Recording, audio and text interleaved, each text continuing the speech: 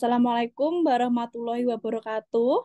Selamat sore Ibu Win, selamat sore rekan-rekan. Perkenalkan, kami dari kelompok satu yang beranggotakan saya sendiri, Novia Giri Selviana, dan Mbak Fitri Noviana, dan ada juga Mbak Sela Ayu Ferianti.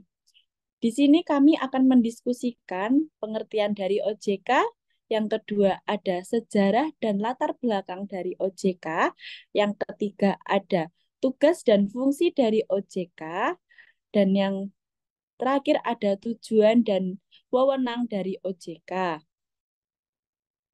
Baik, di sini saya akan mendiskusikan tentang bagaimana ya Mbak pengertian dari OJK sendiri.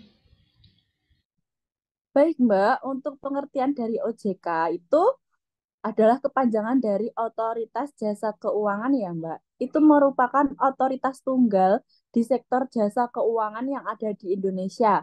Otoritas Jasa Keuangan itu sendiri adalah sebuah lembaga pengawasan jasa keuangan seperti di industri, perbankan, pasar modal, reksadana, perusahaan pembiayaan, dana pensiun, dan ada juga asuransi. Ini sudah terbentuk pada tahun 2010. Untuk keberadaan Otoritas Jasa Keuangan sendiri ini itu sebagai lembaga pengawas sektor keuangan di Indonesia. Jadi ini perlu untuk diperhatikan karena harus dipersiapkan dengan baik dan segala hal untuk mendukung OJK tersebut. Nah, menurut pasal 24 Pasal 1 Undang-Undang Nomor 21 Tahun 2011 itu menyebutkan kalau Otoritas Jasa Keuangan yang selanjutnya disingkat dengan OJK adalah lembaga independen dan bebas dari campur tangan dengan pihak lain yang mempunyai fungsi, mempunyai tugas dan wewenang peraturan, pengawasan, pemeriksaan, dan penyelidikan sebagaimana yang dimaksud dalam undang-undang tersebut. Nah, dengan kata lain dapat diartikan bahwa Otoritas Jasa Keuangan adalah lembaga pengawasan jasa yang akan melindungi dan mengatur mengenai perorganisasian dan tata pelaksanaan kegiatan keuangan ini dari lembaga yang memiliki kekuasaan dan peraturan pengawasan terhadap sektor jasa keuangan. Nah, untuk OJK sendiri ini diharapkan dapat mencapai mekanisme koordinasi yang lebih efektif di dalam penanganan masalah-masalah yang timbul dalam sistem keuangan. Dengan demikian, dapat lebih menjamin tercapainya stabilitas sistem keuangan dan adanya pengaturan pengawasan yang lebih terintegrasi. Jadi seperti itu ya, Mbak. Oh iya, Mbak. Bolehkah saya bertanya untuk sejarah dan latar belakang berdirinya OJK ini seperti gimana ya, Mbak? Baik Mbak, di sini saya akan mencoba untuk menjelaskan sejarah sejarah dan latar belakang berdirinya OJK. Terbentuk Terbentuknya OJK dilatar belakangi oleh adanya kebutuhan untuk melakukan penataan kembali lembaga-lembaga yang dilaksanakan fungsi pengaturan dan pengawasan di sektor jasa keuangan. Hal tersebut dilandasi oleh beberapa hal yaitu amanat undang-undang, perkembangan industri keuangan, konglomerasi lembaga jasa keuangan, perlindungan keuangan. Pengalihan fungsi pengawasan perbankan setelah dibentuknya UU UJK ini dimaksudkan untuk memisahkan fungsi pengawasan perbankan dari bank sentral ke sebuah badan atau lembaga yang independen di luar bank sentral.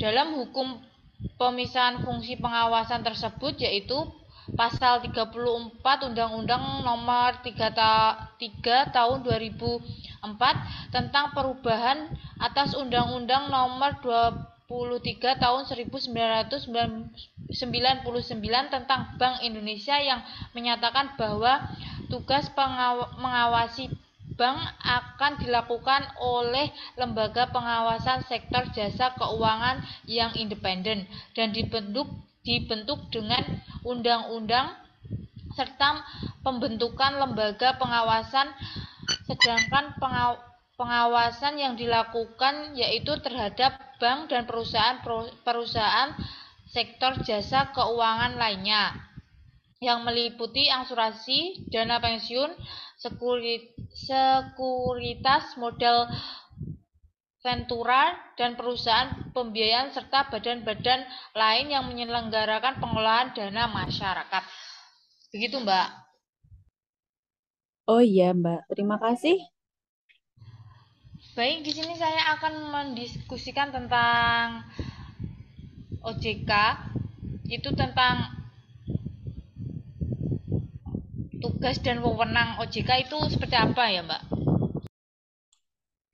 Baik, Mbak Fitri, di sini saya akan menjelaskan tentang tugas dan wewenang dari OJK. Tugas OJK adalah untuk melakukan pengaturan dan pengawasan terhadap semua kegiatan jasa keuangan di berbagai sektor. Sebut saja sektor perbankan, sektor pasar modal, dan juga sektor industri keuangan non-bank atau IKNB. Sedangkan wewenang OJK yaitu memiliki 3 hal.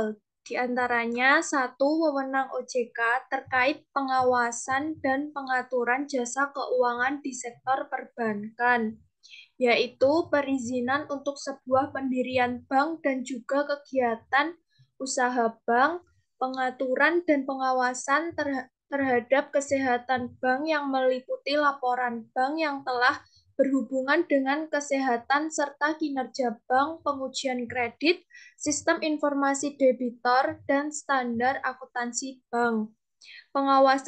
Pengaturan dan pengawasan tentang berbagai aspek kehati-hatian bank meliputi tata kelola bank, pemeriksaan bank, manajemen risiko, dan prinsip mengenal nasabah dan mencegah terjadinya akan pencurian bank.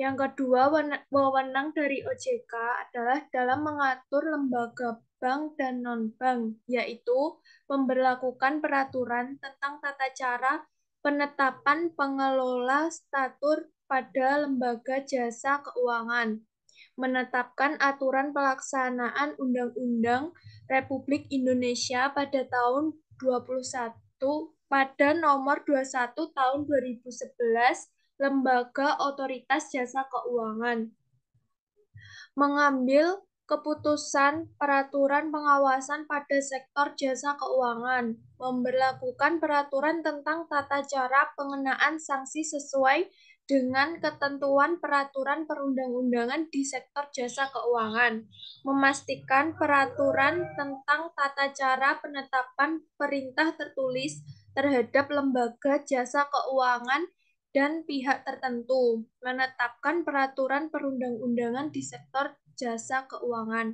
Yang ketiga, wewenang dari OJK dalam mengawasi lembaga bank serta non-bank, yaitu memberlakukan kebijakan operasional pengawasan terhadap kegiatan jasa keuangan, mengawasi jalannya tugas yang dilakukan secara eksekutif, memutuskan perintah secara tertulis pada lembaga jasa keuangan serta pihak tertentu, melakukan penunjukan pengelola statur, menetapkan penggunaan pengelola statur, mengesahkan sanksi administratif pada pihak yang melakukan sebuah pelanggaran pada peraturan perundang-undangan di sektor jasa keuangan, lalu memberikan dan mencabut izin usaha.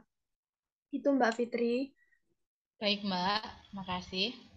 Ya Mbak, di sini itu saya juga ingin menanyakan ya tentang fungsi dan tujuan dari OJK sendiri itu apa ya Mbak?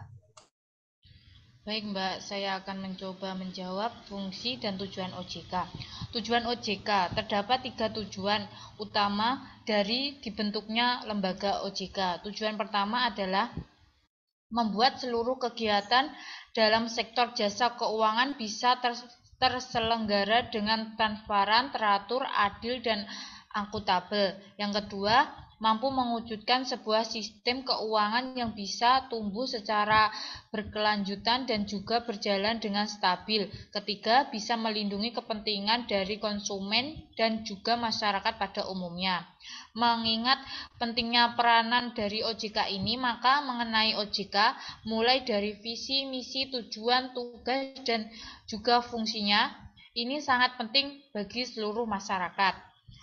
Fungsi OJK.